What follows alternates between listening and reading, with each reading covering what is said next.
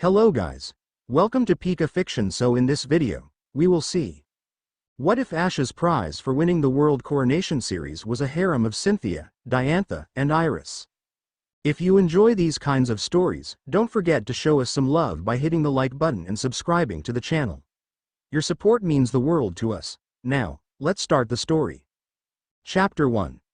The Crown of Thorns. The roar of Winden Stadium wasn't a sound. It was a physical pressure. An atmospheric hammer that threatened to flatten anyone standing at its epicenter. Confetti rained down like a blizzard of gold and crimson, sticking to the sweat on Ash Ketchum's face. His lungs burned, a good, clean fire that came from pushing a human body past its limits, but his heart beat with a rhythm that felt strangely calm. He had done it. Across the scorched earth of the battlefield, Leon recalled his Charizard. The unbeatable champion, the former monarch, looked at the Pokeball in his hand, then up at Ash. There was no bitterness in his grin, only the wild, frantic joy of a man who had finally found a wall he couldn't climb.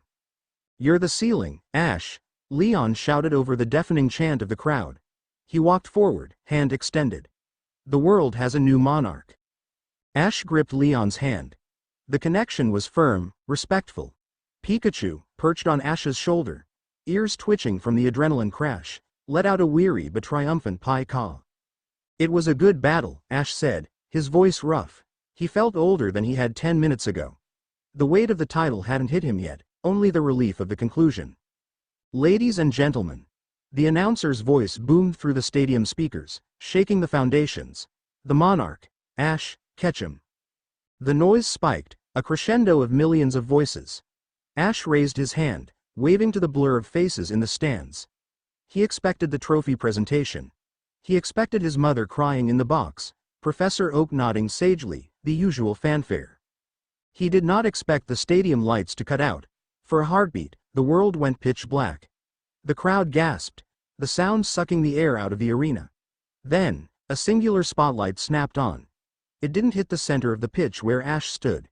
It hit the players' tunnel. Charles Goodshow, the president of the Pokemon League Inspection Agency, stood there. He wasn't smiling. He was flanked by 4 men in unmarked, charcoal-gray tactical suits, their faces obscured by high-tech visors. This wasn't pageantry.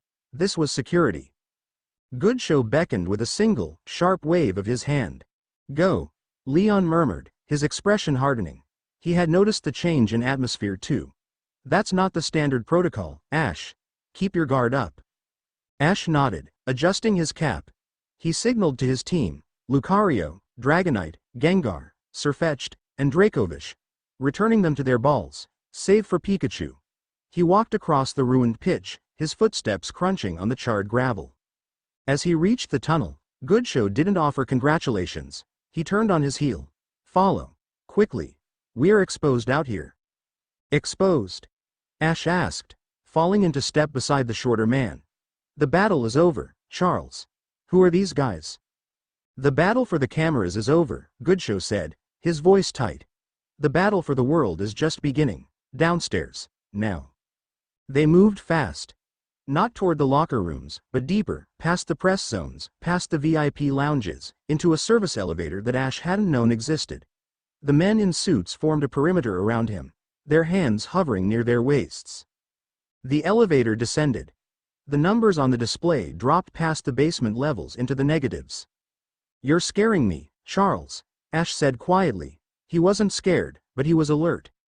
His aura senses were prickling, a low hum of danger vibrating at the base of his skull. Pikachu growled low in his throat, the red sacs on his cheeks sparking.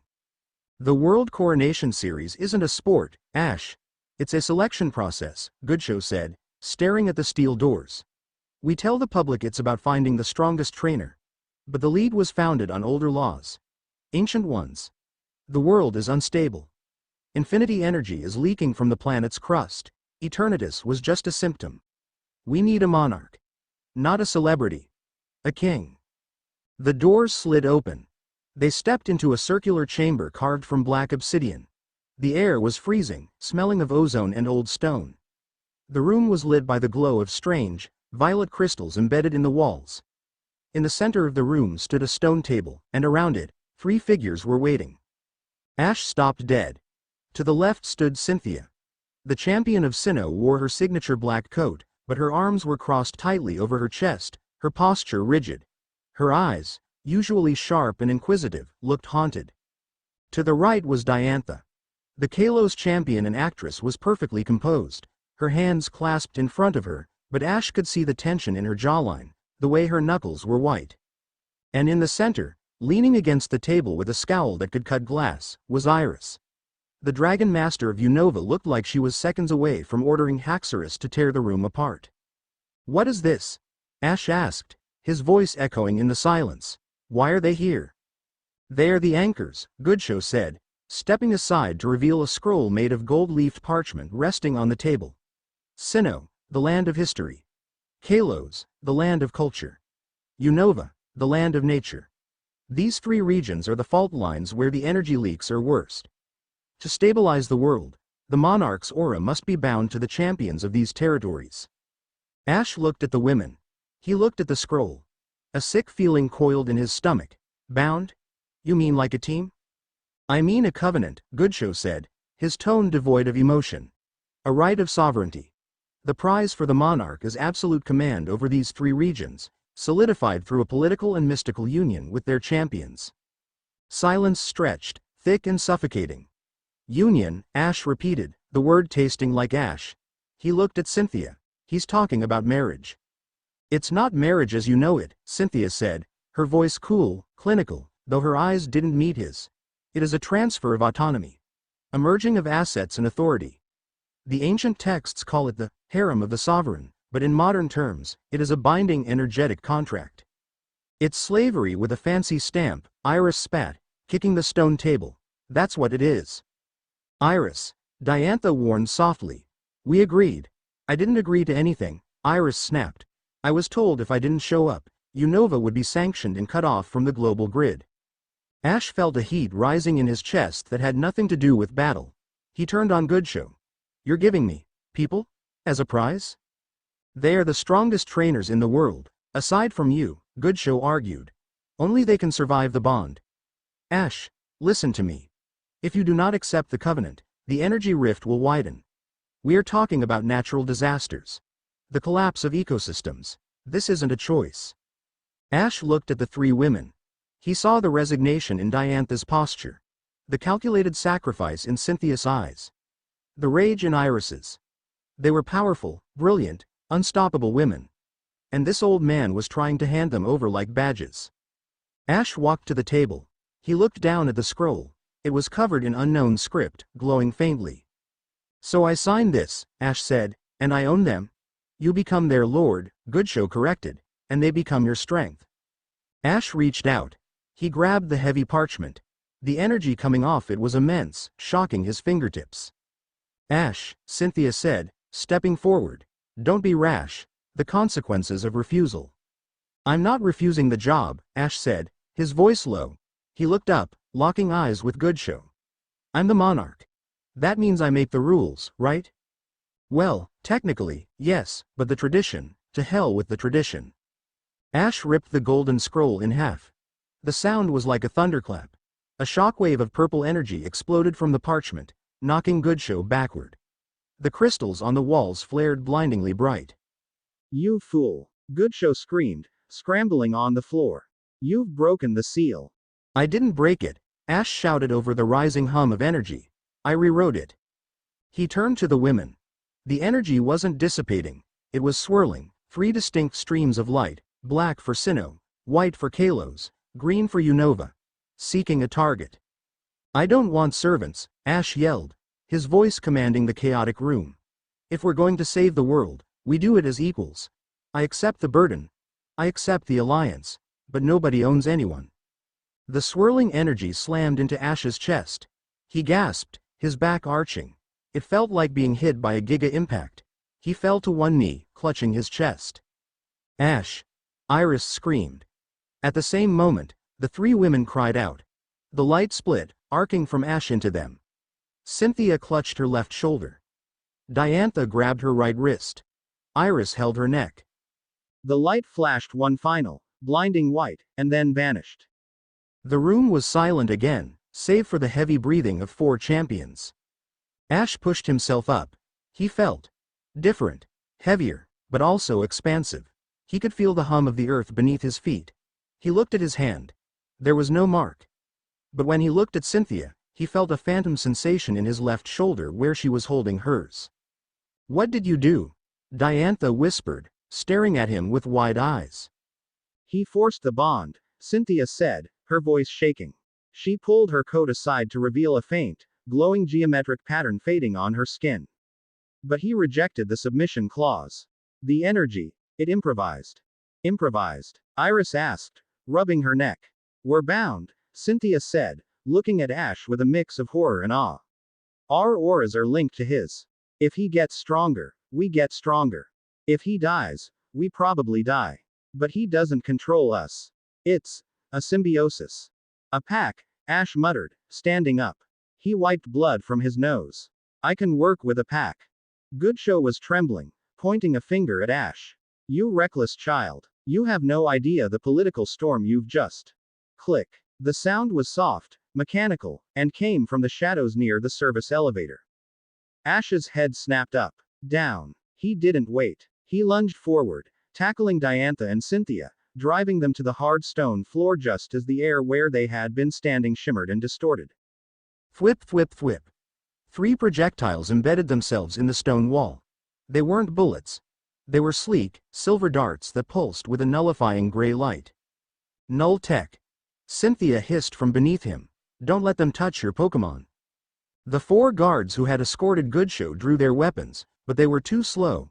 Figures dropped from the ceiling. Black-clad assassins using stealth camouflage. They moved with fluid, unnatural speed. One guard went down, a blade shimmering with electricity cutting through his armor. "Secure the assets." One of the assassins barked. His voice was modulated, robotic. "Kill the monarch. Extract the women." "Iris, move," Ash roared. Iris was already moving. She didn't have time to call Haxorus. She backflipped off the stone table, dodging a monofilament net thrown by an attacker. She landed in a crouch, her eyes wild. "Who are these guys?" "The Ascendancy," Goodshow whimpered, cowering behind the table. "They want to end the League." Ash rolled to his feet, putting himself between the assassins and Diantha. There were 6 of them. They were armed with tech that suppressed Pokeball release mechanisms. Ash reached for his belt, but the mechanism jammed. "Balls are locked," Ash shouted. "We have to fight." An assassin lunged at Ash, wielding a stun baton. Ash didn't flinch. He stepped inside the guard, grabbing the man's wrist. With a twist of his hips and a surge of aura-enhanced strength, Ash threw the man over his shoulder. The assassin hit the ground with a bone-jarring crunch. Pikachu. Iron Tail. Pikachu, the only Pokémon already outside his ball, launched himself from Ash's shoulder. His tail glowed metallic silver. He slammed it into the visor of a second attacker, shattering the glass. "Diantha, watch your left," Ash called out, sensing the attack before it happened.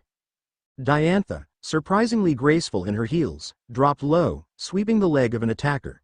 As the man fell, Ash followed up with a brutal kick to the solar plexus, winding him.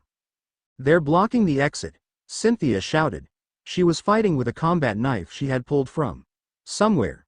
She parried a blow, her movements precise and deadly. "Ash, we need a way out." "The ceiling." Ash pointed up. "We're under the stadium. It's reinforced concrete," Iris yelled, grappling with a massive brute of a man. She bit his hand, forcing him to drop his weapon. "Not for us." Ash closed his eyes. He reached out, not with his hands, but with the new, terrifying connection he felt burning in his chest. He felt Cynthia's cold logic, Diantha's desperate hope, Iris's fiery resolve. He pulled on it. "Dragonite," Ash roared. The suppression field faltered for a split second under the sheer pressure of Ash's aura. "Break it open." The lock on his belt sparked and failed. The Pokeball burst open. Dragonite materialized, not fully formed before he was already moving. The dragon type roared, a sound of pure fury. His fist glowed with orange energy, Dragon Rush. Dragonite didn't aim for the assassins, he aimed straight up. Boom. The impact shook the entire underground complex. Dust and debris rained down. A massive crack spider webbed across the obsidian ceiling, revealing the steel girders of the stadium above. Again, Ash commanded. Pikachu, thunderbolt on the lights, cover us. Pikachu unleashed a storm of yellow lightning. The room plunged into darkness, lit only by the chaotic strobing of electricity. The assassins screamed as their night vision visors overloaded. Grab on! Ash grabbed Diantha's waist and hauled her toward Dragonite. Cynthia and Iris scrambled onto the dragon's back. What about Goodshow? Diantha shouted over the noise. Ash looked back. Goodshow was huddled in the corner, surrounded by the unconscious bodies of his guards, but the assassins were ignoring him. They were focused solely on Ash. He's not the target, Ash said grimly. He vaulted onto Dragonite's neck. Fly. Dragonite crouched and launched himself upward. He smashed through the weakened ceiling, tearing through concrete and steel. They burst up through the floor of the Wyndon Stadium locker room, scattering benches and lockers. They didn't stop.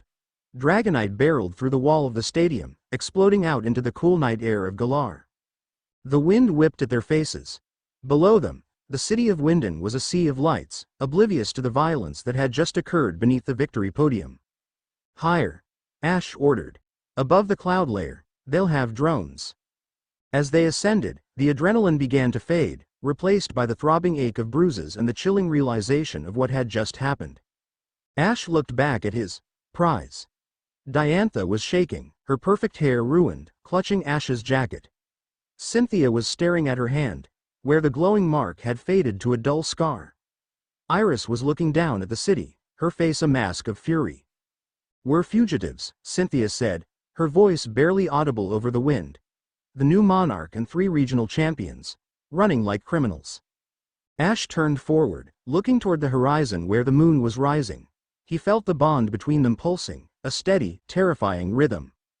We aren't running, Ash said, his eyes narrowing. We're regrouping. Regrouping where? Iris asked. They have eyes everywhere, Ash. Goodshow isn't the top. Those soldiers. That was a private army.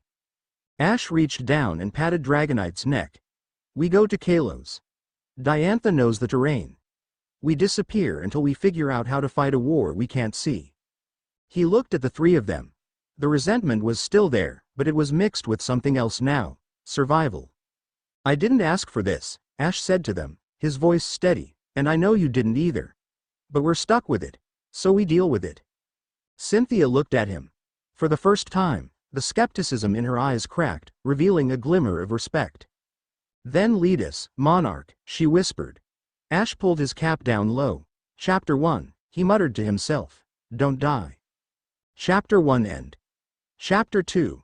The gilded cage. The Château de Lumière was a fortress disguised as a palace. Nestled in the rolling lavender fields of southern Kalos, it smelled of old money, floor wax, and suffocating silence. Ash Ketchum paced the length of the grand library, his footsteps muffled by a Persian rug that probably cost more than his house in Pallet Town. He felt like a Tauros trapped in a glass display case. Stop pacing, Diantha said without looking up from her tablet. She was seated at a mahogany desk, a glass of wine untouched beside her. You're projecting anxiety through the bond. It's giving me a migraine. Ash stopped, rubbing the back of his neck. The connection, the covenant, was a constant, low-frequency hum at the base of his skull. It wasn't a voice, but a wash of emotions that weren't his own. Right now, he tasted Diantha's icy panic and the metallic tang of Cynthia's frustration from the room next door. We've been here 3 days, Ash said, leaning against a bookshelf filled with first editions. We're hiding. I don't hide. We are maneuvering, Diantha corrected, her voice sharp. The ascendancy controls the narrative. If you walk out there now, you aren't the hero of Alola or the monarch. You're the warlord who kidnapped 3 regional leaders. So we tell the truth, Ash countered. The truth is complicated. The lie is simple. Diantha stood up, smoothing her skirt. She looked exhausted. The perfect facade of the movie star champion was fraying at the edges. Valerius, the man leading this ascendancy, has leaked audio of the ritual. Heavily edited. It sounds like you demanded our servitude. Ash clenched his fist. I broke the contract. The public doesn't know that. They see the energy signature. They see us running away with you. Diantha walked over to him, her eyes critical as she scanned his attire, a t-shirt and jeans. Tonight, we change the script. The gala for the Coronation arts is mandatory for me. If I don't show, it confirms I'm a prisoner. If I show up alone, it confirms you're a fugitive. So I go with you, Ash guessed. You go as the monarch, Diantha said, reaching out to straighten his collar, though he wasn't wearing one yet. Charming. Benevolent. And most importantly, mine. We have to sell the idea that this alliance is voluntary. That we are partners, not possessions. I'm not an actor, Diantha. No, she said softly, her gaze lingering on his face. You're a soldier. But tonight, the battlefield is a ballroom. Can you fight that war, Ash? The tuxedo fit like a glove, which was to say, it was tight and restrictive. Cynthia leaned against the doorframe of the dressing room, arms crossed, watching Ash wrestle with cufflinks. You look ridiculous, she noted, though there was a hint of amusement in her tone. Thanks, Ash grunted. Where's Iris? Perimeter check. She refuses to wear a gown. She's out in the woods with Haxorus, daring an assassin to step on a twig. Cynthia walked over and slapped his hands away, deftly fastening the cufflink herself. Her fingers were cool. The proximity made the bond flare, a sudden spike of ancient, dusty curiosity. Diantha thinks this gala will fix everything, Ash said, watching Cynthia working. Diantha believes in the power of image, Cynthia replied. I believe in history. The ascendancy is using null tech. That technology is derived from type. Null records stolen from Ether Paradise. They want to sever the connection between people and Pokemon. Why? Because a world with gods is hard to control, Cynthia said, stepping back. She looked him in the eye. You are the strongest trainer in history, Ash. That makes you the ultimate anomaly. They don't just want to kill you. They want to discredit what you represent. Tonight, don't let them bait you. Ash adjusted the jacket. He looked in the mirror. He didn't see a boy from Pallet Town anymore. He saw a man with tired eyes and a jawline set in stone. I won't start the fight, Ash promised, but I'll finish it. The Grand Hall of Lumiere City was a cathedral of glass and light. Chandeliers the size of Snorlax hung from the vaulted ceiling, casting diamonds of light across the sea of Coronation elite. When the doors opened, the hush was immediate. Diantha entered first, radiating an ethereal grace in a gown of white silk that flowed like water. She smiled, the camera flashes exploding like strobe lights. She paused, turned back, and extended her hand. Ash took it. He stepped into the light. He didn't wave. He didn't grin his goofy, trademark grin.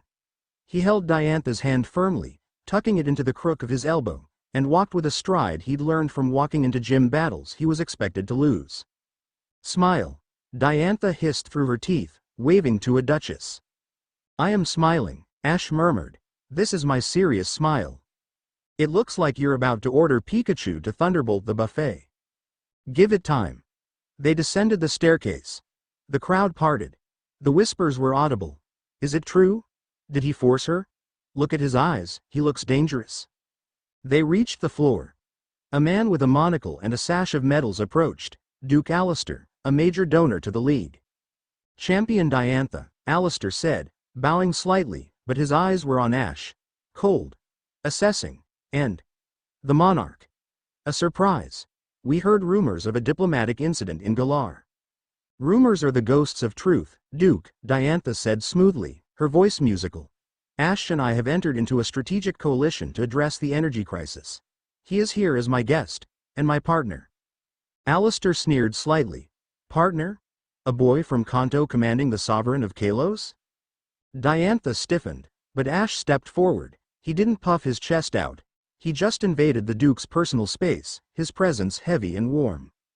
Command isn't about giving orders, Alistair, Ash said, his voice calm, conversational. It's about knowing when to take the hit. Diantha runs this region. I just keep the monsters away from the gates. He picked up 2 flutes of champagne from a passing waiter, handed one to the Duke, and clinked his glass against it. Cheers. The Duke blinked, disarmed by the lack of hostility and the sudden, casual dominance. Yes, cheers. Ash steered Diantha away. That was. Diantha exhaled, her grip on his arm tightening. Diplomacy?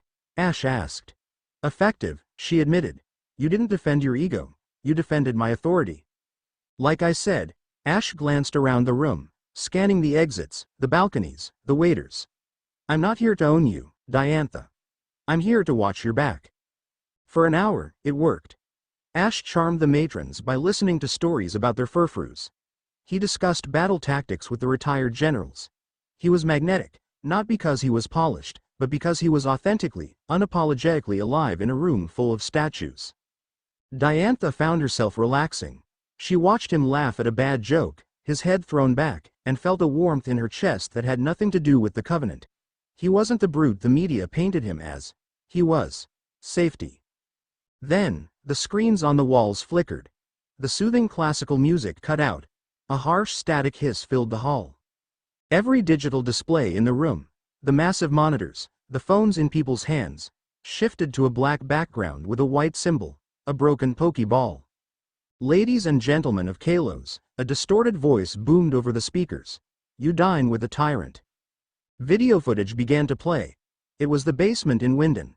But it was wrong. The angle was low, skewed. It showed Ash shouting, I make the rules. It showed him grabbing the scroll. It showed the women falling to their knees in pain as the light hit them. But it cut out the part where he shattered the contract. It cut out the assassins. It only showed the pain. The monarch did not win, the voice sneered. He stole. He has enslaved your champion. He holds her leash even now. The room turned. It was a physical sensation. The temperature dropped. The adoration and curiosity vanished, replaced by revulsion. Hundreds of eyes locked onto Ash. Lies. Diantha shouted, stepping forward, her actress mask gone. Turn it off. This is doctored. Is it? A voice shouted from the crowd. Look at your wrist. Diantha looked down. The faint scar of the Covenant was glowing softly under her glove, reacting to her distress. He branded her. Someone screamed. A wine bottle flew through the air. Ash caught it inches from Diantha's face, his reflexes blurring. The bottle shattered in his hand, red wine dripping like blood. Diantha, behind me, Ash said. His voice wasn't charming anymore. It was the voice that commanded dragons. Death to the tyrant. The crowd surged forward, a mob mentality taking hold. But the mob was just the cover. Clear the line, Ash roared, shoving Duke Alistair out of the way as three waiters dropped their trays and pulled submachine guns from their jackets. Null Tech. Gardevoir, Diantha screamed, throwing her Pokeball. The Embrace Pokemon materialized, sensing the danger instantly. She raised her hands to create a reflect barrier. Target the Pokemon, the lead assassin said calmly. He fired a gray dart. It passed straight through the psychic barrier. Null Tech ignored energy constructs. It was designed to kill the magical connection. If that dart hit Gardevoir, it would sever her bond with Diantha permanently, leaving the Pokemon a husk. Gardevoir couldn't dodge in time. Ash didn't think. He didn't weigh the pros and cons. The Covenant flared. He felt Diantha's terror for her partner. He dove. Ash tackled Gardevoir, shielding her body with his own. Whip. The dart slammed into Ash's shoulder, pain. Not the sharp sting of a needle, but a cold, hollow void spreading through his veins. It felt like his soul was being siphoned out. His vision grayed. The connection to Pikachu, to Lucario, to the others. It flickered, static on a radio. Ash. Diantha's scream shattered the glass in the windows. The bond between them snapped taut. Ash's pain hit Diantha like a physical blow, dropping her to her knees, but it also triggered something else. Rage. How dare you, Diantha whispered. Her eyes began to glow a luminous pink. She wasn't just a trainer now, she was a conduit for the monarch's wrath. Gardevoir, untouched but furious, screamed a psychic frequency that shattered every wine glass in the room. Moonblast, Diantha commanded, pointing at the assassins. It wasn't a normal moonblast. Fueled by the Covenant and Diantha's fury, the sphere of energy was massive, a miniature star. It engulfed the assassins, blasting them through the reinforced doors of the ballroom and out into the night. The mob froze. They saw the tyrant, bleeding on the floor, having taken a bullet for a Pokemon. They saw the slave, standing over him, wielding the power of a goddess, defending him. We're leaving, Diantha announced, her voice echoing with psychic power. Anyone who follows dies. She knelt beside Ash. He was gasping, sweat pouring down his face. The gray veins were spreading from the wound in his shoulder. Pikachu. Ash mumbled, his eyes unfocused. Is Gardevoir. She's safe, Diantha choked out, ripping the hem of her dress to press against his wound. You idiot. You absolute idiot. Good, Ash smiled weakly. Good, he passed out. Ash woke up to the smell of antiseptics and lavender. He was in a bed, shirtless, his shoulder bandaged thick with gauze. The room was dim. Diantha was sitting in a chair next to the bed. She was still wearing her ruined gala dress, her makeup smeared, her hair coming loose. She held his hand in both of hers, her forehead resting against his knuckles. Hey, Ash croaked. Diantha's head snapped up. Her eyes were red. You're awake. Don't move. The poison. Iris had an antidote from the darker parts of the Unova underground. It was close, Ash. Did we win? Ash asked. Diantha let out a wet, shaky laugh. We survived. The video is viral. Half the world hates you. The other half is confused why a tyrant would jump in front of a null dart. She squeezed his hand. Why did you do it? Gardevoir is your family, Ash said simply. You don't let family get hit. Diantha looked at him. For years, she had played roles. The innocent ingenue, the wise queen, the untouchable champion. She had thought this covenant was a role, too. A political play.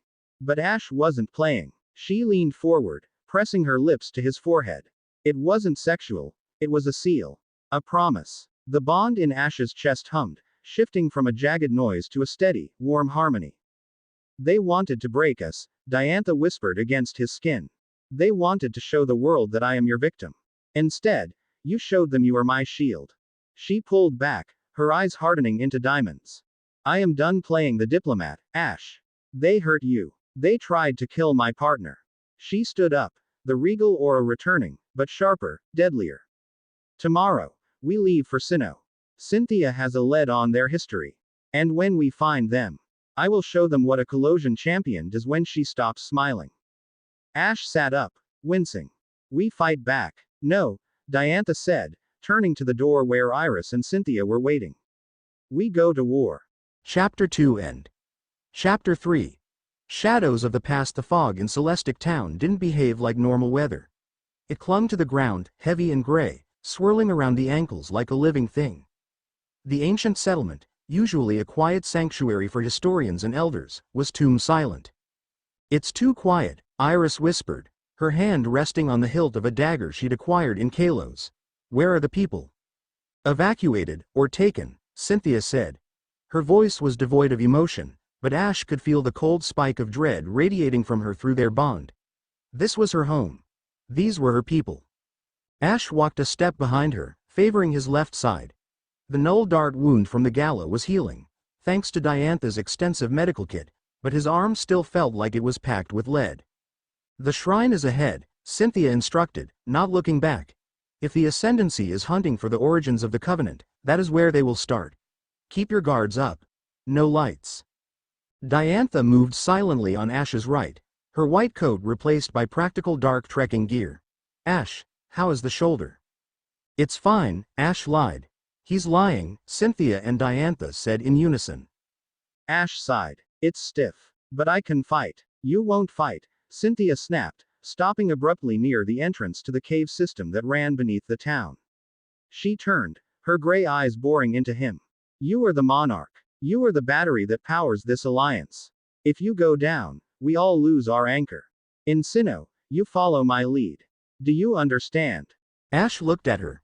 He respected Cynthia immensely. She was a titan of strategy and lore. But right now, she was treating him like a fragile piece of luggage. I follow, Ash said calmly. But I don't hide. Cynthia held his gaze for a moment, assessing him, then turned back to the cave. Professor Rowan's lab signal traces to the lower depths. Let's move. The ruins beneath Celestic Town were older than the history books admitted. The walls were lined with murals depicting the creation trio, Dialga, Palkia, Giratina, and the plates of Arceus. The air was stale, smelling of dry earth and ozone. They reached a massive circular door, blocked not by stone, but by a shimmering, translucent barrier of blue energy. An aura lock, Cynthia said, running her gloved hand near the field. It sparked, snapping at her fingers. Ancient construction. It requires a specific frequency of aura to open. A harmonious resonance between human and Pokemon spirit. So we blast it, Iris suggested, reaching for a Pokeball. If you strike it, the cavern collapses, Cynthia warned. She looked at Ash. This was built to be opened by the monarchs of old. You have to do it. Ash stepped forward. He closed his eyes, reaching for the well of power inside him. Since the ritual in Winden, his aura had been turbulent, a storm of energy that was hard to cap. He pushed his hand against the field. Crack. The energy flared violently red. The cavern shook. Dust rained from the ceiling. Stop. Cynthia grabbed his wrist. You're forcing it. It's not a door you kick down, Ash. It's a lock you pick. I don't know how to pick locks, Ash gritted out, sweat beading on his forehead. It's fighting me. It's fighting your aggression, Cynthia said. She didn't let go of his wrist. Instead, she moved closer, stepping into his personal space. She placed her other hand on the center of his chest, directly over his heart. The contact sent a jolt through the covenant bond. It wasn't the jagged pain from before. It was clarity. Ash felt Cynthia's mind, cool, organized, like a vast library of perfectly ordered books. Breathe, Cynthia commanded softly. Her voice wasn't condescending anymore. It was an anchor. Don't push the energy out. Weave it. Visualize the flow. Like a river, not a tidal wave. Ash inhaled, smelling her scent, old parchment and winter mint. He focused on her heartbeat. He let her discipline temper his raw power. Together, Cynthia whispered. She closed her eyes. Through the bond, she guided his aura. She showed him the tumblers of the lock, not with words, but with feeling. Twist here. Soften there. Push now. For a moment, the line between them blurred. Ash didn't know where his aura ended and hers began. It was an intimacy deeper than touch. He felt her fear of failing her region, her exhaustion, and beneath it all, a profound loneliness she kept hidden behind her title. And she felt him.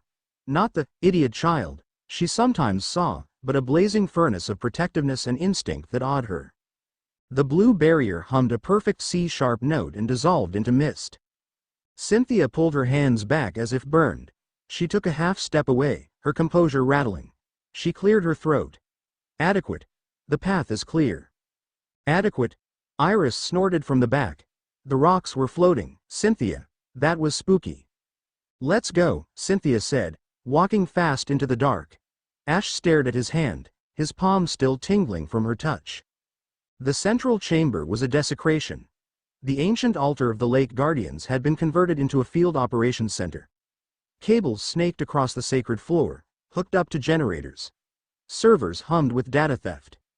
In the center, bound to a metal chair, was Professor Rowan. He looked bruised, his lab coat torn, but his eyes were defiant. Surrounding him were a dozen Ascendancy operatives. But these weren't the stealth assassins from the gala. These were heavy infantry. They wore exoskeletons powered by drained Pokemon energy. And standing guard were the Pokemon. 2 Tyranitar and a Weavile. But they looked wrong. Their eyes were entirely black, leaking a shadow like smoke. Their veins pulsed with purple toxic light. Shadow Pokemon, Ash hissed. Cypher used to do this in ore. They shut the heart's door to turn them into fighting machines. It's worse, Diantha murmured, her eyes narrowing as she scanned the room. These aren't just hearts shut. They've been pumped with refined Eternatus radiation. They're berserkers. A tall woman in a lab coat turned from the computers. She adjusted her glasses. Ah. The guests of honor. Director Valerius said you would come. Let him go, Cynthia demanded, her voice dropping an octave. She stepped into the light, Garchomp's Pokeball in hand. Professor Rowan has been very helpful, the scientist said. He translated the warning markers for us, though he refuses to decrypt the final tablet. She gestured to a massive stone slab behind the altar. Maybe if we break his legs, he'll be more cooperative. Garchomp. Dragon Claw. Cynthia threw the ball. The mock Pokemon materialized with a roar, lunging for the scientist. Tyranitar, intercept, the scientist said boredly. The lead Tyranitar moved with impossible speed for its size. It slammed into Garchomp midair, the impact creating a shockwave that knocked the servers over. Garchomp skidded back, claws gouging the stone. Open fire. The scientist ordered. The infantry raised their rifles. Diantha, shields, Iris, flank them, Ash shouted. Gardevoir, reflect. Diantha commanded. A wall of pink glass appeared, deflecting the hail of null bullets. Haxorus, Dragon Pulse, Iris yelled, leaping over the barrier. The cavern erupted into chaos. Ash stayed behind the reflect barrier, frustrated. His instinct was to send Pikachu in, to join the fray, but the null bullets were flying everywhere. If Pikachu got hit, he was out. He watched the battle. It was going poorly. The Shadow Tyrannotars were shrugging off attacks that should have knocked them out. They felt no pain. One of them grabbed Haxorus by the tail and swung him into a wall. Cynthia was in the thick of it. She was a tactile commander, fighting alongside Garchomp. She dodged a Weavile's slash, delivering a roundhouse kick to the Pokemon's gut, but the Weavile didn't flinch. It swiped again, tearing the sleeve of her coat. Garchomp, earthquake. Cynthia ordered. No, Ash shouted. The pillars are unstable. You'll bring the roof down on Rowan. Cynthia hesitated. In that split second of doubt, the tactical error cost her. The second Tyranitar broke away from the melee and lunged at her blind spot. Cynthia was off balance. Garchomp was engaged with the other Tyranitar. She looked up, seeing the massive, shadow-wreathed claw descending toward her. She couldn't move in time. Ash didn't run. He didn't have the speed, but he had the Covenant. He closed his eyes and shoved his will through the bond. He didn't ask Garchomp. He didn't suggest. He usurped command. Left. Duck. Slash. It wasn't a verbal command. It was a raw impulse transmitted directly into Garchomp's brain. Garchomp, sensing the alpha authority of the monarch, abandoned his current target. He dropped flat to the ground, a move Cynthia never taught him, evading a hyper beam. He spun on his belly like a crocolisk, using the momentum to sweep his tail. The tail slammed into the ankles of the Tyranitar attacking Cynthia. The beast fell. Kill it, Ash's instinct roared. No, Cynthia's mind countered, terrified. Save it. Ash adjusted instantly. The bond flared. Garchomp, Stone Edge, cage it, Ash screamed, his voice cracking. Garchomp slammed his fists into the ground. Sharp pillars of rock erupted not to impale, but to encircle. The Tyranitar was boxed in, trapped in a prison of stone. Cynthia stared at her own Pokemon. Garchomp was panting, his eyes locked not on her, but on Ash. Cover fire! Ash yelled, stepping out from the shield. Pikachu, Electroweb on the soldiers, bind them up. Pikachu launched a net of electricity, trapping 3 soldiers. Iris, seeing the opening, rallied. Haxorus, outrage, clear the room. The dragon went berserk, blue flames wreathing his body. He tore through the remaining infantry like paper. The scientist cursed, tapping a teleportation device on her wrist. This isn't over. She vanished in a flash of light, leaving her shadow Pokemon and soldiers behind. The shadow Pokemon, lacking a handler, went feral. The Weavile shrieked, preparing to self-destruct. Lucario. Ash released his Aura Fighter. Sphere of Calm, Aurasphere, but disperse it. Lucario formed a ball of blue energy and crushed it in his paws. A wave of soothing aura washed over the room. It clashed with the shadow energy. The Weavile twitched, screamed, and then collapsed, unconscious but alive. Silence fell over the ruin. Cynthia stood amidst the rubble. She looked at the trapped Tyranitar, then at Garchomp, and finally at Ash. She walked over to him, her boots crunching on broken glass. Ash braced himself for a reprimand. He had hijacked her ace. That was a violation of every trainer code in the book. You countermanded my order, Cynthia said softly. You hesitated, Ash said, meeting her eyes, and you were about to get flattened. Cynthia looked at his shoulder, which was bleeding again through the bandage. She looked at Garchomp, who walked over and nudged Ash's hand affectionately. I calculated the earthquake would cause 40% structural failure, Cynthia murmured. I froze because the math didn't work. I didn't do the math, Ash said.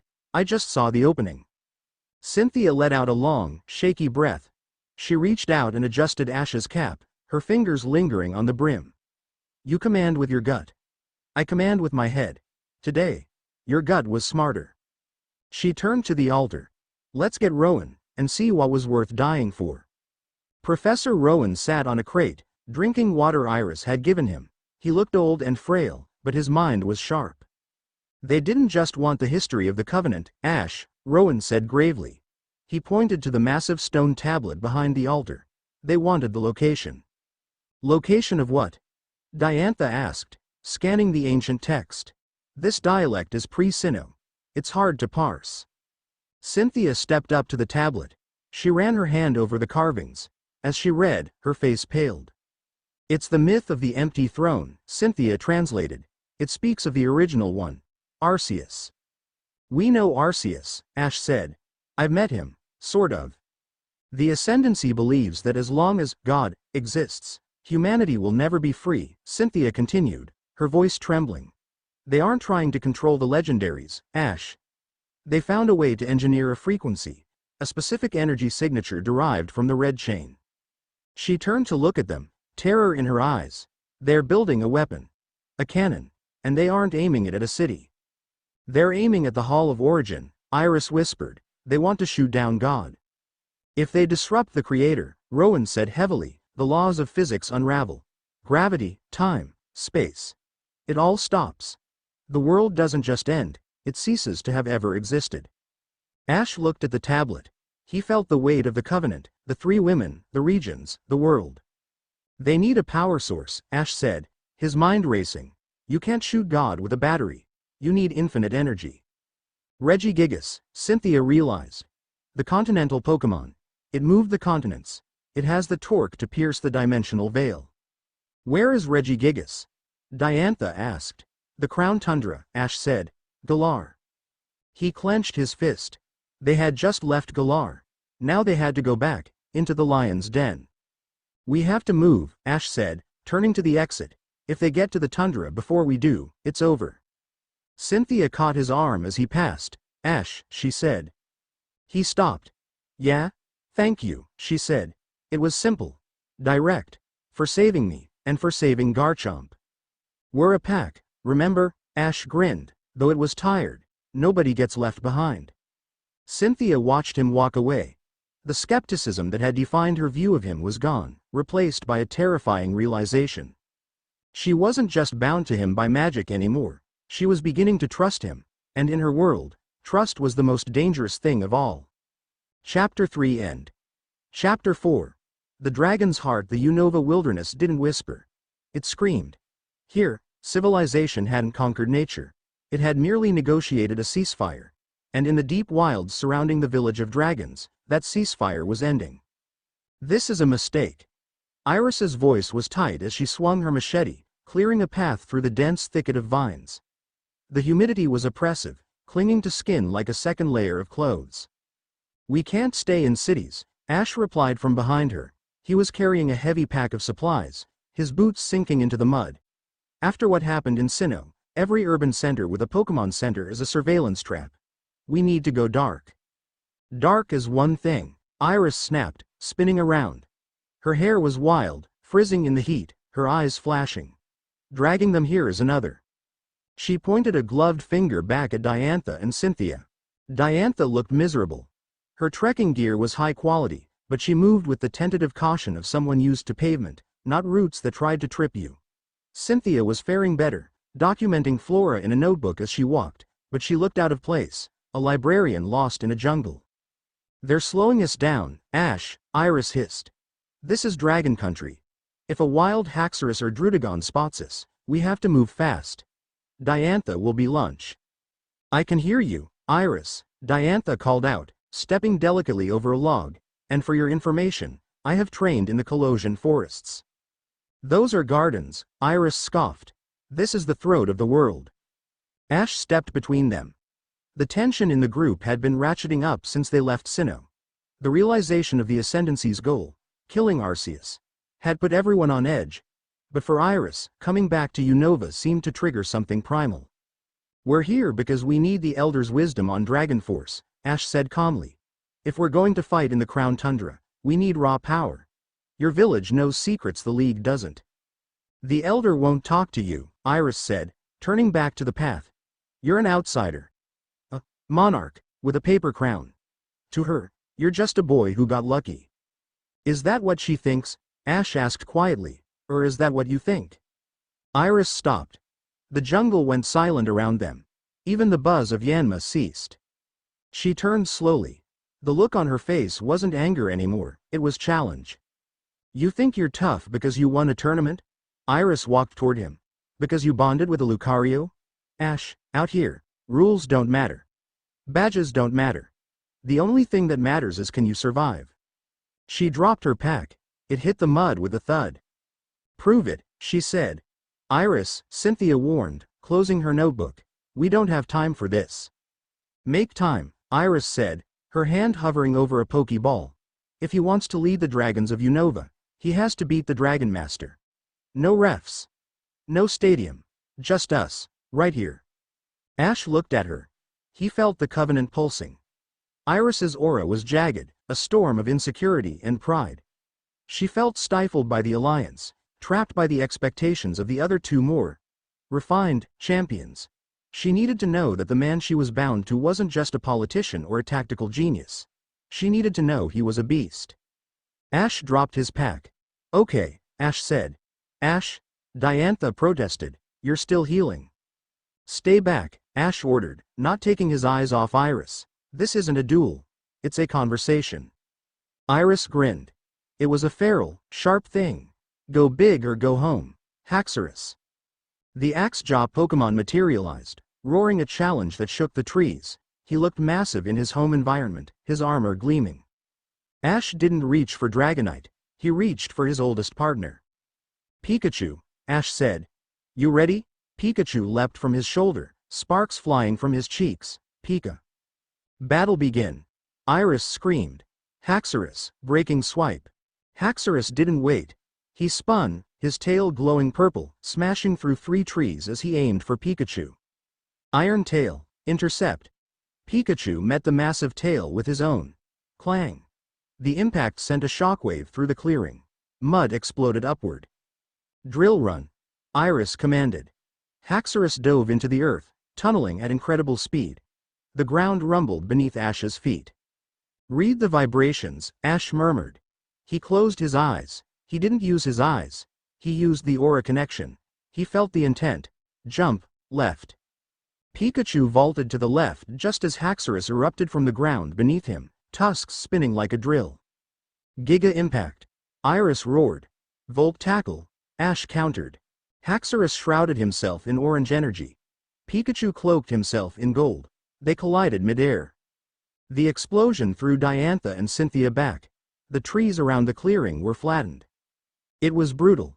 There was no strategy of switching, no type advantage maneuvering. It was a slugfest. Iris was fighting with a desperate hunger, pushing Haxorus to his limits. She wanted to break Ash. She wanted to see him bleed, to see if he would fold. Ash didn't fold. He was grinning. Blood trickled from a cut on his cheek where a rock had flown past. His clothes were muddy.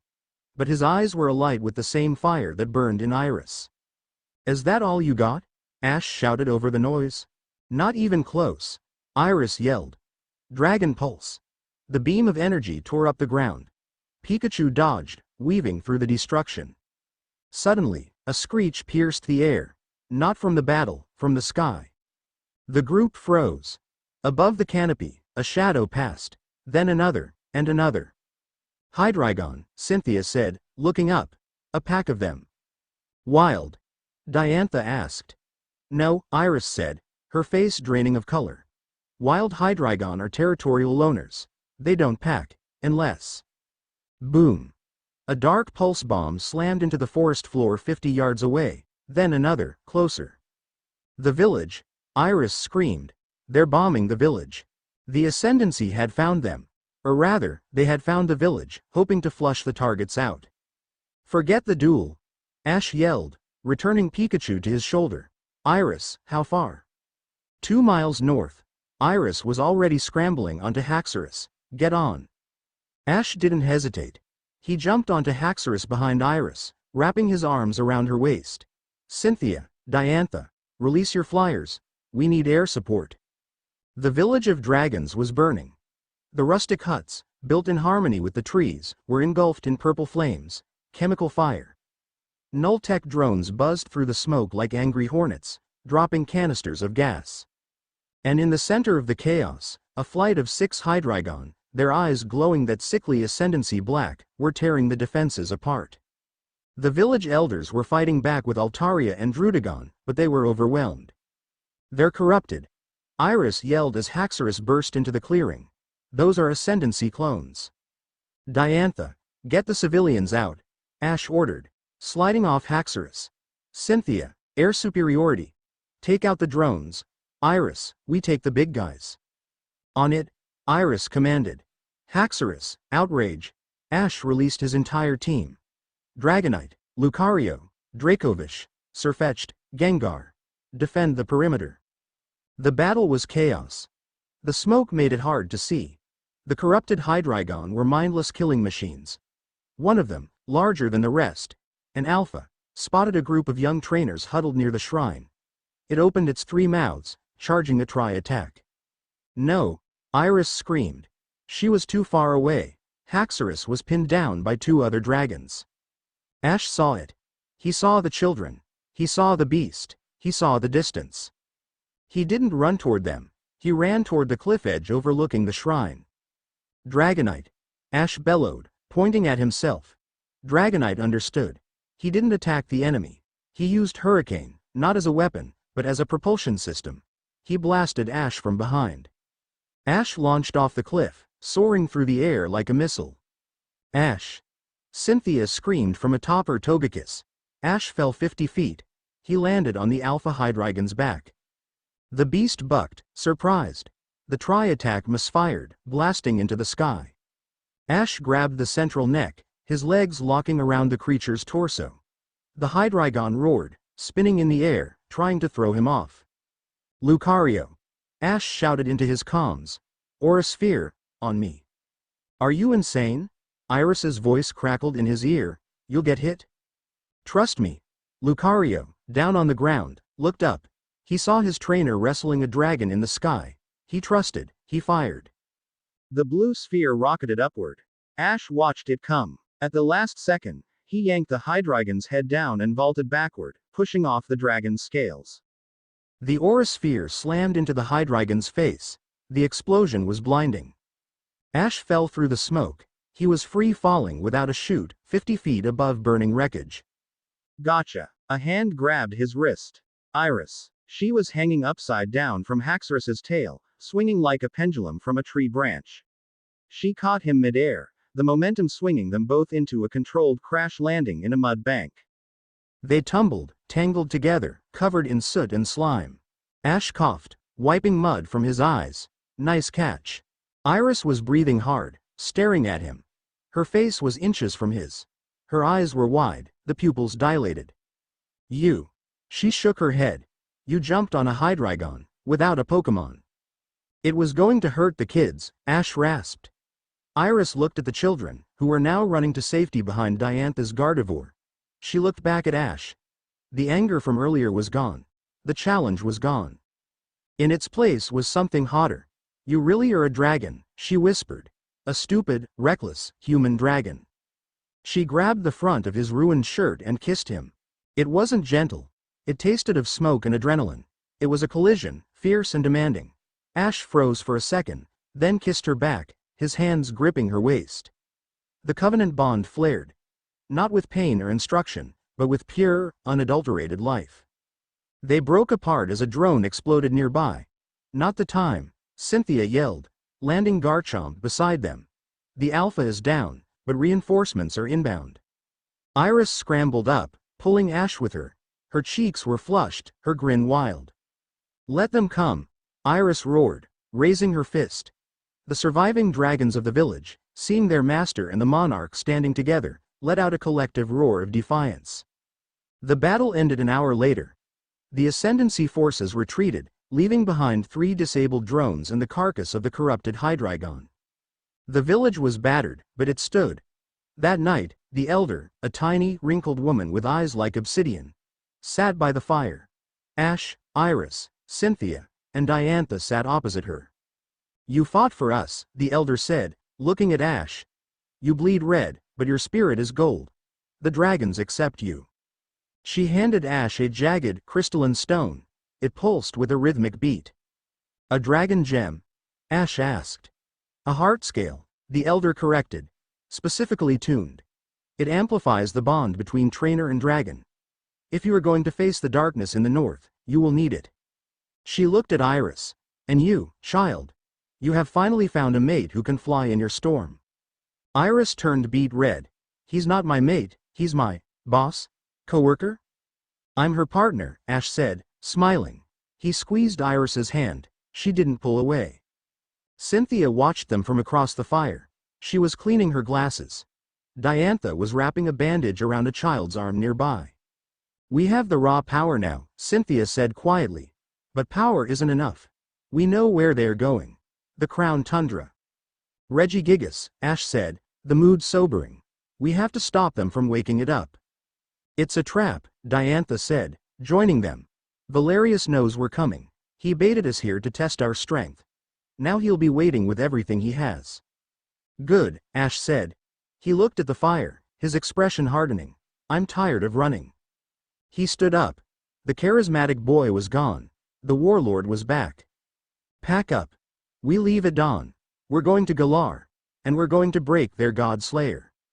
Iris looked up at him. For the first time, she didn't feel the urge to fight him. She felt the urge to follow him into hell. To the tundra, Iris agreed. Chapter 4 end. Chapter 5. The God Killer. The wind in the Crown Tundra didn't just blow, it bit. It was a physical assault, a freezing gale that sought to find any gap in thermal armor and freeze the blood beneath. Ash Ketchum lay prone on a ridge of ice, peering through high-powered binoculars. His breath plumed in white clouds before being snatched away by the storm. Below him, the Split Decision ruins, once a sacred site of the Titans, had been transformed into an industrial nightmare. Floodlights cut through the swirling snow, illuminating a massive excavation site. The ancient stone doors had been blasted open. Heavy machinery, stamped with the Ascendancy's broken Pokeball sigil, churned the frozen earth. Report, Ash whispered into his comms. Perimeter is heavily mined. Diantha's voice came back, clear despite the static of the storm. She was positioned to the east with her Gardevoir. Null-tech sensors every 50 meters. If we cross the line, they'll know. I count 3 platoons of infantry, Iris added from the western ridge, and... Ash, look at the center. What is that? Ash adjusted the focus.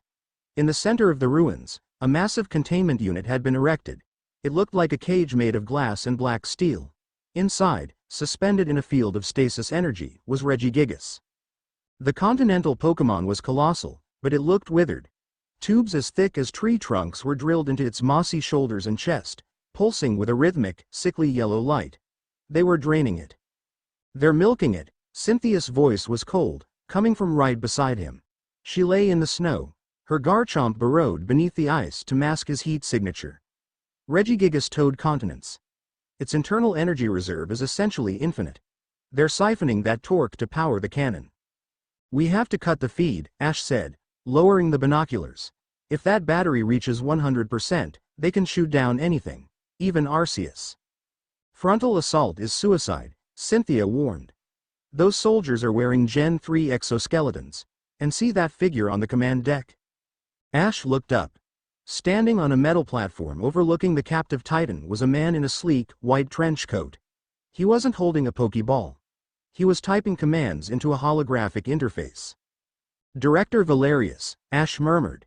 He's not just a bureaucrat, Cynthia said. Intel says he was the head of R&D for the Macrocosmos Energy Project before he went rogue. He believes Pokemon are chaos variables that need to be removed from the equation of human survival. He's about to find out how chaotic we can be, Ash said. He tapped his earpiece. Stealth approach. Diantha, create a psychic blind spot on the east sensors. Iris, use the snowstorm to mask Haxorus's movements and take out the generator. Cynthia and I go for the cage. Copy, Diantha said. Moving. Ash stood up, crouching low. Pikachu, Lucario. On me. Absolute silence. They moved like ghosts. Diantha's Gardevoir wove a complex psychic tapestry, bending the light around them so the sensors registered nothing but drifting snow. Iris was a predator. her haxorus slicing through power cables with surgical precision, plunging sections of the camp into darkness. Ash and Cynthia reached the inner ring. The sound of the machinery was deafening here, a low, thrumming bass note that vibrated in Ash's teeth. "Guard," Cynthia whispered, grabbing Ash's arm. Two soldiers in heavy mech suits rounded the corner. They held null rifles. "I got right," Ash signaled. He didn't use a command. He moved in sync with Lucario. As the soldier passed, Lucario lunged, clamping a paw over the man's helmet to muffle the sound while delivering a precise aura strike to the suit's power core. The suit powered down instantly, trapping the man inside. Simultaneously, Cynthia's Garchomp erupted from the ground beneath the second soldier, dragging him under the snow before he could scream. "Clear," Ash said. They sprinted toward the command deck. They were 30 yards from Valerius when the floodlights snapped onto them. "I was wondering when the rats would scurry out of the snow," Valerius's voice boomed over the PA system. Ash froze. It was a trap. "Shields," Ash roared. "THOOM."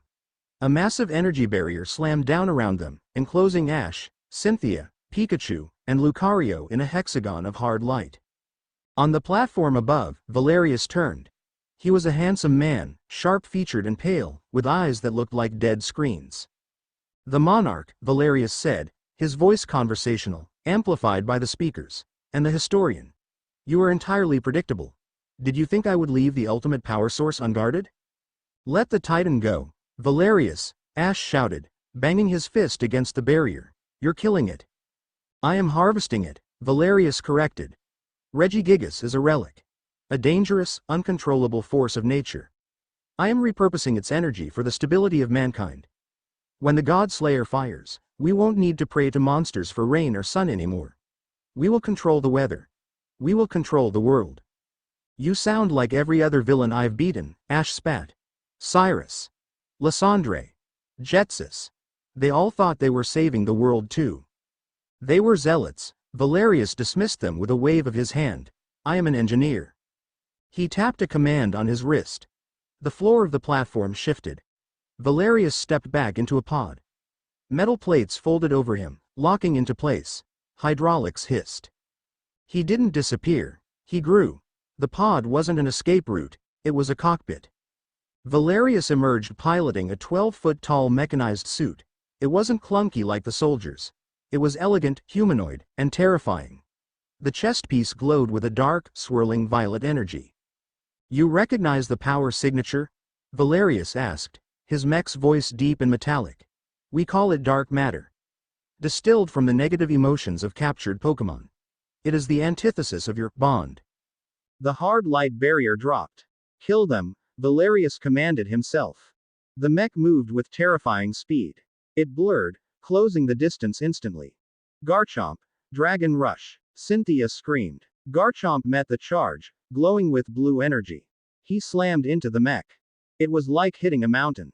The mech didn't budge. Valerius grabbed Garchomp by the throat with a metal hand and slammed him into the frozen earth. "Pathetic," the mech droned. "Pikachu, Thunderbolt, Lucario, Aura Sphere," Ash yelled. The attacks hit the mech's chest but dissipated against a purple energy shield. "Null field active," Valerius stated. He raised his other arm. A cannon emerged from the wrist. He didn't aim at Ash. He aimed at Cynthia. "No." Ash lunged. The cannon fired a concussive blast of sound and force. It hit Cynthia square in the chest. She flew backward, smashing into a stone pillar. She slumped to the ground, motionless. Pain. It hit Ash like a sledgehammer. The Covenant bond transmitted Cynthia's agony directly into his nervous system. Her cracked ribs. The wind knocked out of her. The spinning vertigo. Ash gasped, falling to one knee, clutching his chest. "Cynthia. Interesting," Valerius noted, tilting the mech's head.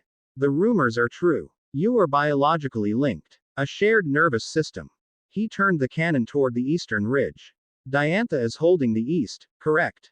"Don't you dare!" Ash screamed, trying to stand, but his legs were shaking from the phantom pain. Valerius fired a mortar round high into the air. It arced over the ruins and detonated on the eastern ridge. A scream echoed over the comms. "Ash!" The bond flared again. A searing heat on his right side. Shrapnel. Diantha had been hit. Ash vomited bile into the snow.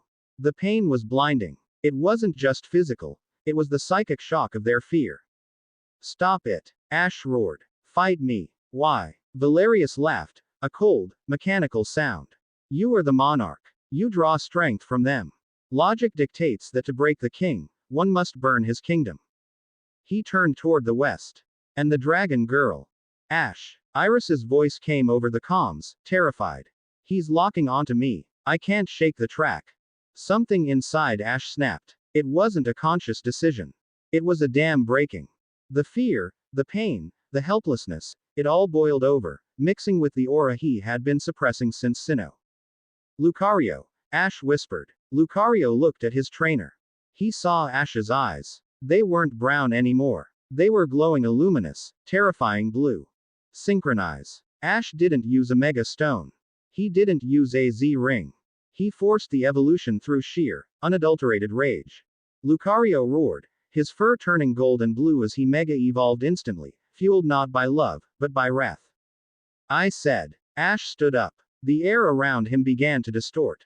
The snow stopped falling, suspended in a gravity field of his own making. Stop it. Ash moved. He didn't run. He vanished. He appeared in front of the mech, midair. He didn't have a weapon. He pulled his fist back, wreathed in blue aura that crackled with black lightning. He punched the mech's faceplate. Crunch. Metal crumpled like tin foil. The sheer force of the blow sent the 12-foot machine skidding backward 10 meters. Valerius gasped inside the cockpit, alarms blaring. Impossible. Human output cannot exceed. Ash didn't let him finish. He was on the mech again. He wasn't fighting like a trainer. He was fighting like a wild Pokemon. He ripped a hydraulic line out of the mech's shoulder with his bare hands. Lucario. Bone rush. Lucario materialized beside him, creating a staff of pure energy. He drove it into the mech's knee joint, severing the leg. The mech toppled. Ash landed on the chest plate, right over the cockpit. He was breathing heavily, steam rising from his skin. His aura was a towering inferno, visible even through the storm. He raised his fist again. He was going to punch through the hull. He was going to crush the man inside. Kill him, the voice in his blood sang. End the threat. Protect the pack. Ash. The voice was weak. It came from behind him. Ash froze, his fist trembling inches from the metal. Cynthia was dragging herself through the snow. She was clutching her ribs, blood staining her lips. She wasn't looking at the enemy. She was looking at him. Ash, stop, she wheezed. Look at yourself. Ash looked down. His hands were glowing. The veins in his arms were black. The covenant bond was screaming. Not with pain anymore, but with their terror.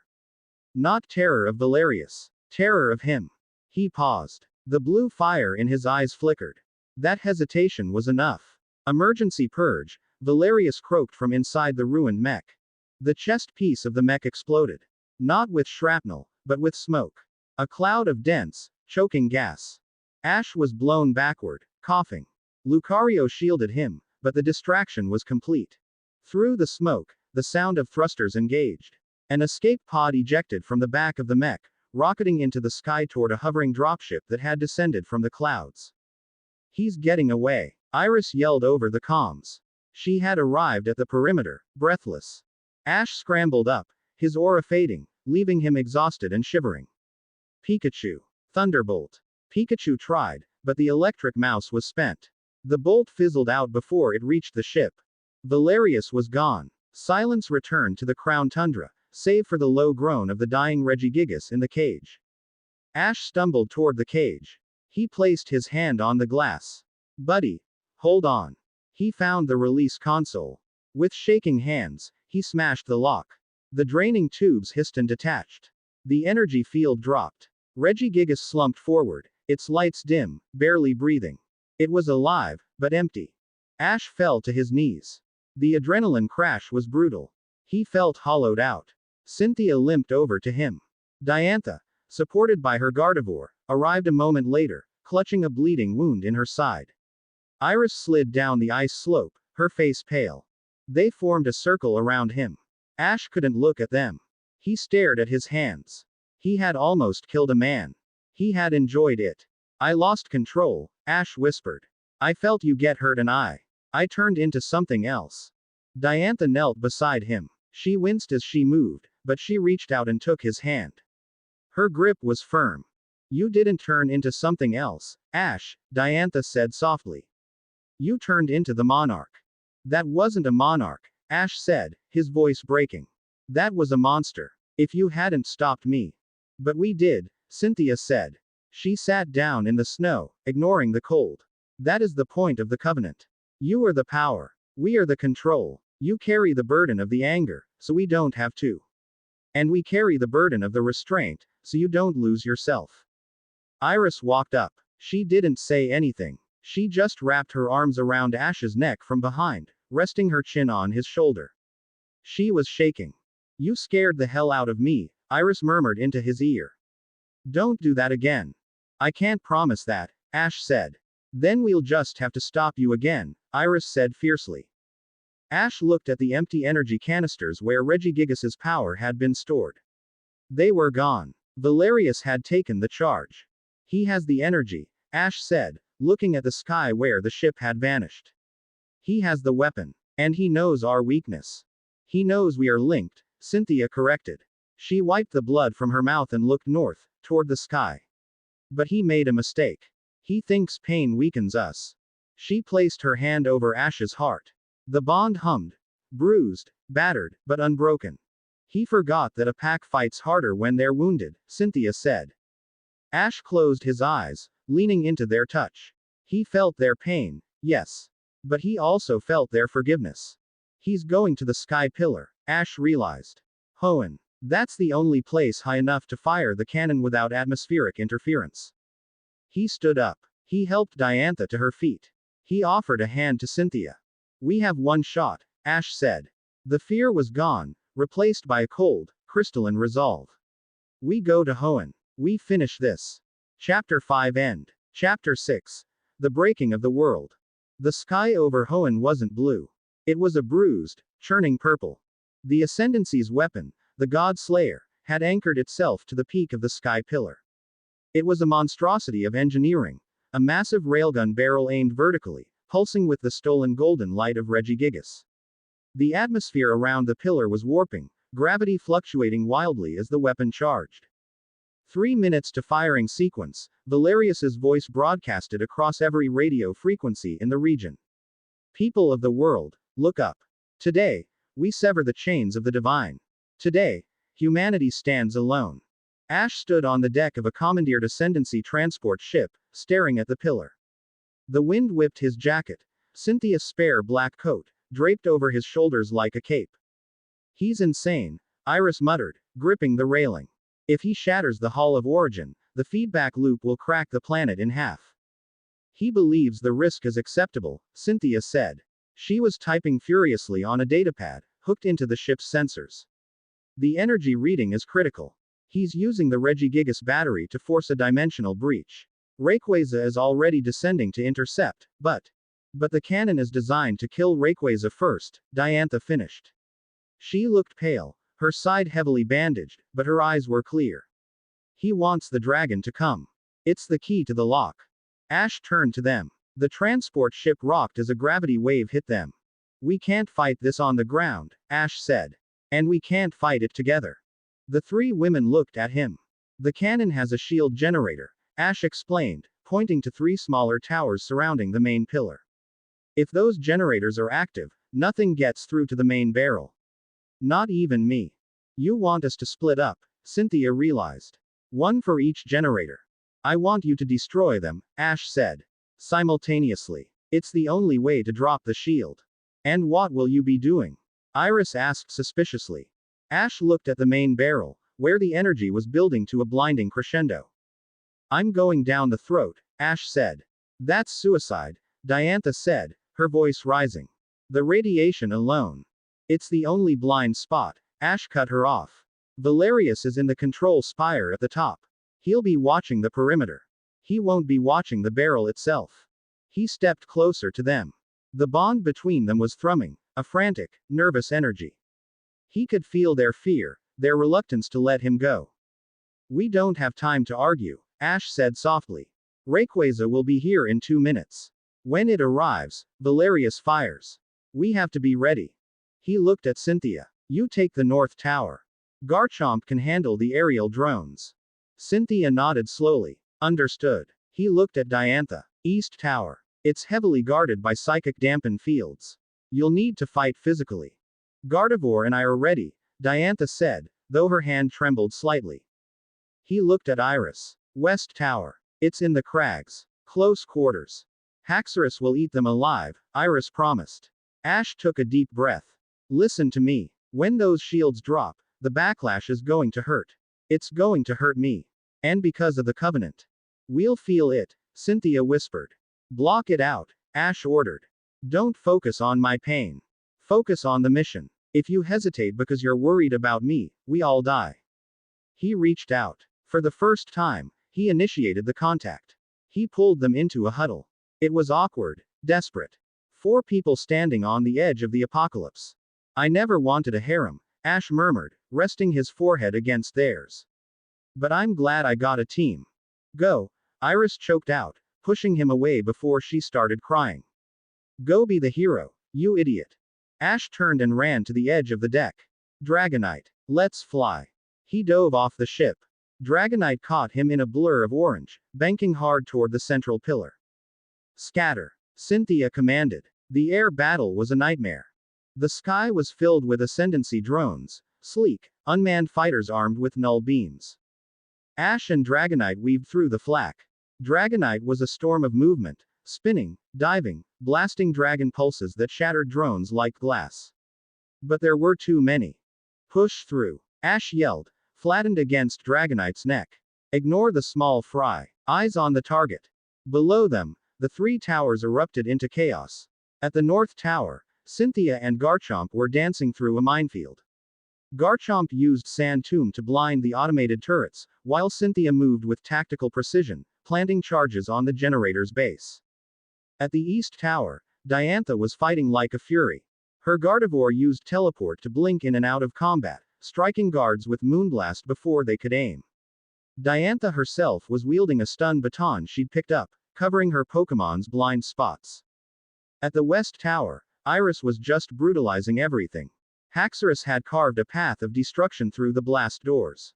Iris was laughing, a manic sound of pure adrenaline, as she directed her dragon to tear the generator apart with his tusks. Generators compromised in 3, 2, 1. Cynthia's voice crackled. Boom. 3 explosions rocked the base of the sky pillar. The shimmering energy shield protecting the main cannon flickered and died. Now, Ash! Diantha screamed. Dragonite, Dragon Rush. Full speed. Dragonite cloaked himself in blue fire. He became a comet. He slammed into the side of the cannon barrel, punching a hole through the armor plating. Ash let go. He tumbled through the breach, landing on a catwalk inside the massive weapon structure. The heat was unbearable. The air tasted of copper. Above him, the barrel stretched up toward the sky. The light of the gathering energy was blinding. Intruder detected, the automated system announced. Ash sprinted up the catwalk. He had to get to the manual override at the firing mechanism. Valerius! Ash screamed. Face me. A hologram materialized in front of him. Valerius, safe in his control spire. He looked annoyed. You were persistent, Valerius sighed. But you are too late. A roar shook the heavens. Rayquaza had arrived. The sky-high Pokémon descended from the ozone layer, a serpentine god of green and gold. It roared in challenge, sensing the threat to its domain. Target acquired, the computer said. Locking on Rayquaza. Firing in 10 seconds. No, Ash didn't have time to climb. He looked at the machinery. The massive capacitors feeding the gun. Pikachu, Ash said. He looked at his partner. Pikachu looked back. The little mouse was exhausted, his fur singed. We have to jam it, Ash said. We have to put our own energy into the feed. Overload it. Pikachu nodded. Pika, it's going to burn, Ash warned. Chew, Pikachu said firmly. Ash grabbed the main power coupling. It was hot enough to blister his skin instantly. He screamed, the pain shooting through him. Far below, Cynthia, Diantha, and Iris gasped, stumbling in their respective battles as the phantom burn hit their hands. Thunderbolt! Ash roared. Give it everything. 10 million volt. Blow it up. Pikachu leapt onto the coupling. He didn't just use a move. He poured his life force into the machine. His Z crystal shattered. The electricity turned from yellow to blinding white. Ash channeled his aura into Pikachu, acting as a conduit. Warning. Energy surge detected. The computer droned. Capacitors at 120%. Fire. Valerius screamed from the speakers. Eat this. Ash yelled. The cannon tried to fire. The capacitors tried to discharge. But the frequency was wrong. The dirty, chaotic, living energy of Ash and Pikachu clashed with the sterile, stolen power of Regigigas. Crack. The barrel of the gun split. The energy didn't shoot up. It shot out. An explosion of golden light engulfed the top of the sky pillar. Ash was thrown backward. The catwalk disintegrated. He fell into the light. Ash. 3 voices screamed in unison. Then, silence. Ash was floating. It was dark. Cold. He couldn't feel his body. He couldn't feel Pikachu. Am I dead? He tried to reach out. There was nothing. No ground. No sky. Then, he felt it. A tug. A thread. It was faint, but it was there. Get up. A voice whispered. Cool. Logical. Cynthia. Fight it. Another voice growled. Wild. Fierce. Iris. Come back to us, a third voice pleaded. Warm. Loving. Diantha. The threads tightened. They weren't just voices. They were lifelines. The covenant. The bond he had fought against. The bond he had called slavery. It was the only thing holding his soul to his body. He grabbed the threads. He pulled. Ash gasped, his eyes snapping open. Pain. Everywhere. He was lying on a slab of concrete. The sky above was open. The cannon was gone. The top of the sky pillar had been sheared off completely. He tried to move. His body screamed. His right arm was black and blue. His clothes were rags. Pikachu. He croaked. A weak pie came from near his boot. Pikachu was curled up, breathing shallowly, but alive. Ash let out a sob of relief. He heard footsteps. Heavy. Metallic. Ash turned his head. Valerius emerged from the wreckage of the control spire. He was bleeding from a cut on his forehead. His pristine coat was torn. He held a pistol. An old-fashioned, gunpowder firearm. No null tech. Just lead. You ruined it, Valerius whispered. He looked at the sky, where Rayquaza was circling, unharmed, roaring its victory. The math was perfect. The energy was sufficient. Why won't you die? He raised the gun, pointing it at Ash's head. Ash couldn't move. His aura was dry. His Pokémon were out. It's over, Monarch, Valerius said. His hand shook. Humanity loses. Bang. Ash flinched. But the bullet didn't hit him. Valerius dropped the gun. He looked down at his chest. A jagged spear of stone was protruding from his torso. Behind him, rising from the dust, was Cynthia. Her face was bruised, her hair a mess, but her eyes were cold steel. She had her hand raised, commanding the earth itself. Stone Edge, she whispered. Valerius fell to his knees. He looked at Ash, then at Cynthia. Chaos. He gurgled. Always. Chaos. He collapsed. Cynthia didn't look at the body. She ran to Ash. She slid onto her knees, ignoring the glass shards, and pulled his head into her lap. Idiot. She was crying. Actual tears. Stupid. Reckless. Noble idiot. Did we win? Ash whispered, his vision fading again. Yes, Cynthia sobbed, pressing her forehead to his. Rayquaza is safe. The cannon is destroyed. You won. Diantha and Iris appeared over the edge of the platform, dragged up by Dragonite and Garchomp. They saw Ash and ran. They collapsed around him. A tangle of limbs and tears and blood. Ash looked at them. Diantha kissing his burnt hand. Iris burying her face in his chest. Cynthia holding him like he was the most precious artifact in history. The covenant bond hummed. It wasn't painful anymore. It was a song. A harmony of 4 souls who had looked into the abyss and survived.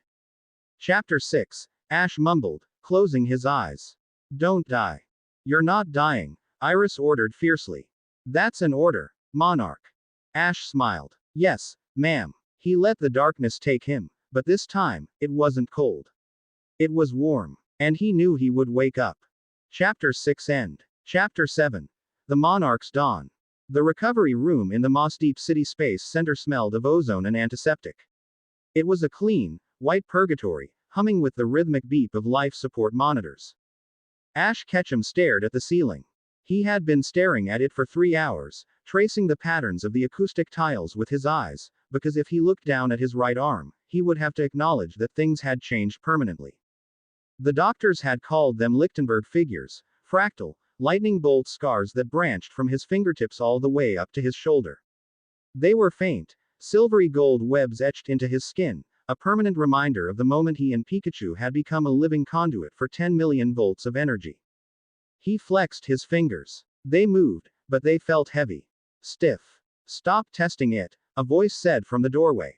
Ash turned his head. Cynthia stood there. She wasn't wearing her black coat.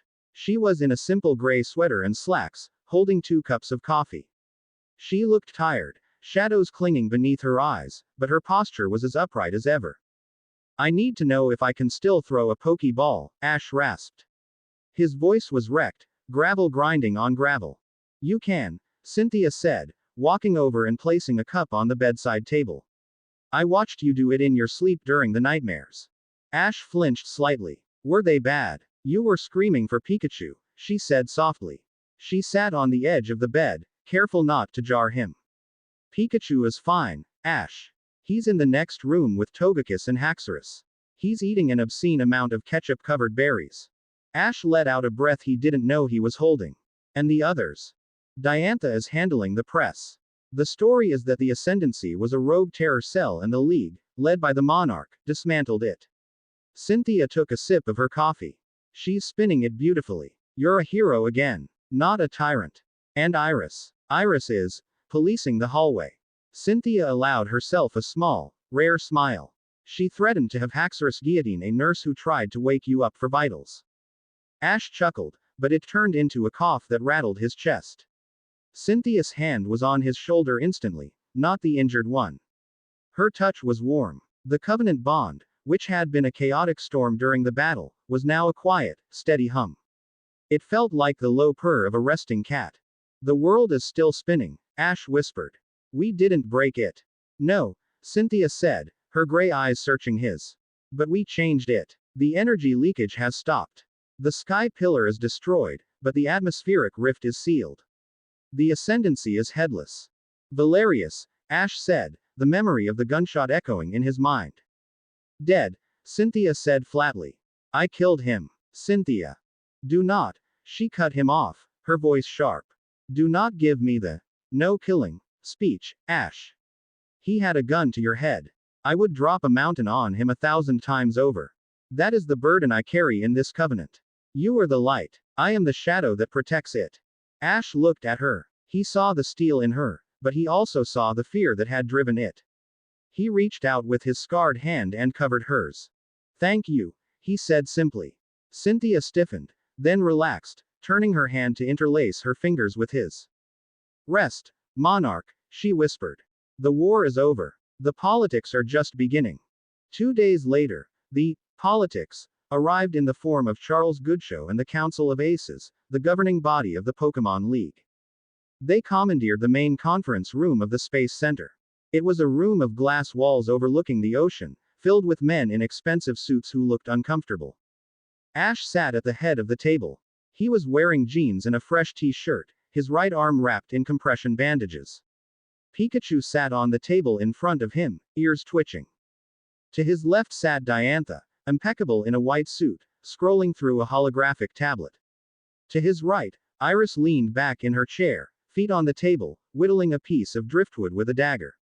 Cynthia stood behind Ash's chair, arms crossed, radiating an aura of, don't test me. Ash, my boy, Goodshow started, sweating. We are all incredibly relieved. The League owes you a debt. You owe me a new hat, Ash said, touching his bare head. And you owe the world an explanation. The Ascendancy is dismantled, a council member said quickly. We are sweeping the remnants. We can return to the status quo. The World Coronation series next year will. There is no next year, Ash said. The room went silent. Excuse me. Goodshow blinked. The Coronation series was a sham, Ash said, his voice gaining strength. It wasn't about finding a champion. It was a ritual to plug a hole in the world. You used us. You used them. He gestured to the women. You tried to sell human beings as property to stabilize a metaphysical crisis. It was necessary. Goodshow protested. The ancient laws are rewritten, Ash interrupted. He stood up. The chair scraped loudly against the floor. I am the monarch. The covenant is active. You wanted a king. You got one. He placed his scarred hand on the table. Here is the new status quo. The League handles the gyms and the tournaments. But global security, the energy crisis, the ascendancy remnants, that belongs to us. Us. The sovereignty. Diantha spoke up, her voice smooth as silk. Ash, myself, Cynthia, and Iris. We are not dissolving the covenant. We are formalizing it. We are an independent body with jurisdiction over the 3 regions. You can't do that. The council member shouted. That's a coup. No, Iris said, pointing her knife at him. A coup is when we bring the dragons inside. This is a notification. Ash looked around the room. He met the eyes of every man there. He didn't use aura. He didn't use intimidation. He used the sheer, undeniable weight of his experience. We saved God, Ash said quietly. We saved the world. If you think you can tell us what to do now, you're welcome to try and stop us. Silence stretched. Goodshow looked at the 4 of them, the strongest trainers on the planet, bound by a mystical energy, united by blood and war. The council recognizes the sovereignty, Goodshow whispered, defeated. Ash nodded. Good. Now get out. We have work to do. The sun was setting over the Hoenn Sea, painting the water in strokes of violet and orange. Ash stood on the observation deck, the wind tossing his hair. He felt lighter than he had in months. The title of monarch didn't feel like a shackle anymore. It felt like a job. And Ash Ketchum had never been afraid of work. The sliding door opened. Diantha walked out first, carrying a bottle of champagne and 4 glasses. Iris followed, carrying a massive plate of sandwiches. Cynthia came last, carrying a thick leather-bound book. Victory dinner, Iris announced, dumping the sandwiches on a bench. Hospital food is a crime against humanity. A toast, Diantha said, pouring the drinks. She handed one to Ash. To survival. To not exploding, Ash corrected, clinking his glass against hers. They drank. The mood was easy, comfortable. The frantic desperation of the journey had faded, leaving behind a deep, resonant bond. So, Iris said, hopping up to sit on the railing, her legs dangling over the drop. We're really doing this. The whole sovereignty thing. We're basically running half the world. We're keeping it safe, Ash said. There's a difference. It means we're stuck together, Cynthia noted, opening her book. The covenant doesn't fade. The energy signature is permanent. If you go to Kanto, Ash, we will feel your distance. It will be uncomfortable. So we don't do distance, Diantha said. She stepped closer to Ash, picking a piece of lint off his shoulder. We have resources. Jets. Teleporters. We make it work. Ash looked at them. Diantha, who had taught him that image was a weapon, but had learned that truth was stronger. Cynthia, who had taught him history and strategy, but had learned to trust instinct. Iris, who had challenged his strength, but had learned that vulnerability wasn't weakness. You know, Ash said, rubbing the back of his neck. When Goodshow first showed me that scroll, I was terrified. I didn't want a harem. I didn't want to own anyone. And you don't, Iris said, jumping down. She walked over and punched him lightly on the uninjured arm. You're just the anchor. We're the ship. It's more than that, Cynthia said, looking up from her book. Her gaze was intense. Let's be honest. This isn't just political anymore. The air shifted. The unspoken thing that had been growing between the cracks of the violence finally breathed. Diantha set her glass down. She reached up and cupped Ash's face. No, it isn't. She kissed him. It was soft, deliberate, and devoid of any audience. It was a claim. When she pulled back, Iris rolled her eyes, but she was smiling. Finally. You guys dance around each other too much. She grabbed Ash's collar and pulled him down for a much rougher, quicker kiss. There. Done. We're a pack. Deal with it. Ash laughed, his face flushing. He looked at Cynthia. The champion of Sinnoh closed her book. She walked over to him. She didn't kiss him. She rested her forehead against his, closing her eyes. The bond between them flared, A deep, intellectual, spiritual gold. You are the only man who has ever kept up with me, Cynthia whispered. Don't you dare slow down. I won't, Ash promised. He wrapped his arms around them, as best he could with one bad arm. It was a messy, complicated, unorthodox geometry of limbs and hearts. I guess this is my life now, Ash said, looking at the sunset. Don't complain, Diantha teased. I'm not, Ash grinned. I'm just wondering how I'm going to explain this to my mom. Epilogue. 6 months later. Pallet Town was exactly the same, which was the most miraculous thing about it. After gods and machines and wars, the dirt road leading to the Ketchum household was still just dirt. Ash walked up the path, Pikachu on his shoulder. He wore a new jacket. A gift from Diantha, stylish but practical. His right hand was gloved to hide the scars, but he didn't hide the confident set of his shoulders. Ash. Delia Ketchum burst out of the front door. Mimey was right behind her, waving a broom. Mom. Ash braced himself as she slammed into him for a hug. Oh, you're home. You're finally home. She pulled back, checking his face, pinching his cheeks. You look thin. Are you eating? Did you change your underwear? I'm fine, Mom, Ash laughed. I ate. I'm good. And the others. Delia looked past him, her eyes wide. Walking up the path behind him were 3 of the most famous women in the world. Diantha was wearing a sun hat and carrying a basket of collation pastries. Cynthia was examining a Pidgey in the garden with intense fascination. Iris was already racing Mimey to the door. Hello, Mrs. Ketchum. Diantha beamed, stepping forward. We've heard so much about your croquettes. Delia blinked. She looked at the champions. She looked at her son. She saw the way they gravitated toward him, the invisible threads that seemed to pull them into his orbit. She smiled. A knowing, motherly smile. Well, Delia said, clapping her hands. I'm going to need more plates. Come in. Come in. Don't let the heat out. Inside, the house erupted into chaos. Iris and Ash started arguing about who got the last piece of toast. Diantha began reorganizing the kitchen layout with Mimey. Cynthia sat at the table with Professor Oak, who had dropped by, and immediately started debating the metaphysics of the covenant, much to Oak's delight. Ash sat back in his chair, watching them. The TV in the corner was playing a news report. Quote. The Sovereignty Council announced today a new initiative to clean the oceans, led by Monarch Ketchum. Ash stopped listening. He felt a tug on his sleeve. Pikachu held up a bottle of ketchup. Pika. Ash smiled. He took the bottle. He looked at his scarred hand, then at the women who filled the room with noise and life. He had set out to be a Pokemon master. He had ended up as something else entirely. Something harder, heavier, but infinitely better. Yeah, buddy, Ash said, popping the cap. We're good. He looked out the window toward the horizon. The adventure wasn't over. It had just grown up. Chapter 7 End.